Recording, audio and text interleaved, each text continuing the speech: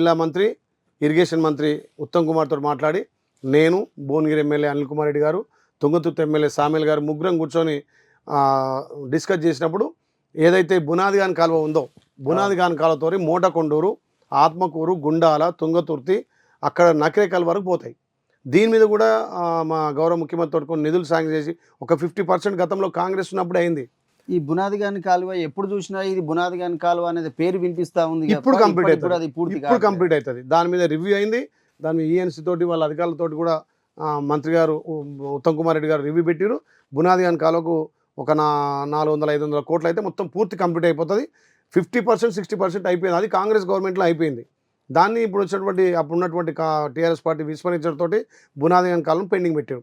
TRS వాళ్ళు ఏమున్నా పనులు కొత్త పనులు డబ్బులు వచ్చే పనులే చేసి తప్ప ఎక్కడ కూడా ఇది రైతాంగానికి సాగుని అందియలే. కమిషన్ల కోసం